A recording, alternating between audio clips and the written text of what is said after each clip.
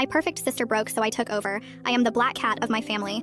And my sister is the golden retriever. After she had a public breakdown at her own wedding, I was the only one who knew how to handle the crisis, and now my parents are treating me with a terrified respect I do not know how to handle. In my family, I was always the storm cloud, and my sister Olivia was the sunbeam. She was the golden retriever, effortlessly charming, always smiling, the one who got straight A's and was captain of the cheerleading squad. I was the black cat, quiet, sarcastic, with a knack for saying the uncomfortable but necessary thing that no one else wanted to. My parents adored her perfection. They nurtured it, celebrated it, and held it up as the family standard. My achievements were met with a polite nod. Hers were met with citywide announcements. I was not unloved, but I was the side character in the Olivia show, and I had learned to live with it. Her wedding was supposed to be her masterpiece, the grand finale of her perfect life. It was a $200,000 affair at a historic country club, with a string quartet and a 10-tier cake. Olivia looked radiant, of course, floating through the ceremony in a cloud of lace and tulle. My parents were practically vibrating with pride, their faces locked in permanent beaming smiles. The crisis happened during the reception.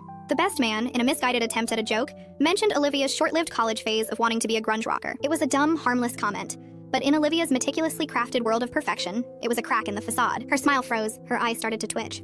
She let out a small choked sob, and then the floodgates opened. It was not just crying, it was a full-scale 5-alarm meltdown. She was wailing, hyperventilating, mascara streaming down her face, screaming that he had ruined everything, that everyone was laughing at her. The entire room fell into a horrified, awkward silence. My parents rushed to her side, cooing and pleading. "Oh, sweetie, it is okay, nobody cares. You are perfect," my mom whispered, which only made Olivia scream louder. My dad just stood there looking completely helpless, like his favorite porcelain doll had just shattered in his hands. The groom looked like a deer in headlights, completely useless. The entire event, the perfect day, was grinding to a halt in the most spectacularly cringy way possible. And in that moment of chaos, I felt calm, while everyone else was drowning in emotion. I saw the problem and the solution with crystal clarity. I walked through the crowd, grabbed a bottle of champagne from a server, and signaled for the DJ to cut the music. I leaned in and whispered to the groom, "Get the band to start playing Frank Sinatra, now." Then I walked over to my sister. I did not hug her. I did not coddle her.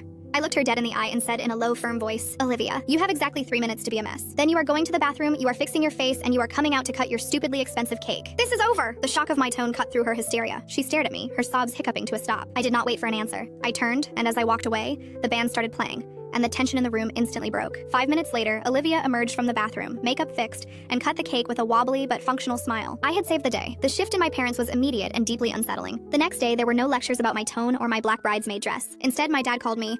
He did not ask how I was. He asked for my opinion on a problem with his investment portfolio. He spoke to me like I was a colleague, a peer. My mom now calls me before making any decision, her voice laced with a strange deference. They look at me now, not with the warm, dismissive affection I was used to, but with a wide-eyed, terrified respect. They saw that when the carefully constructed perfection shattered, the black cat was the only one who knew how to navigate the darkness. They finally respect me, but I think they are also, for the first time in their lives, a little bit afraid of me. And I have no idea what to do with that.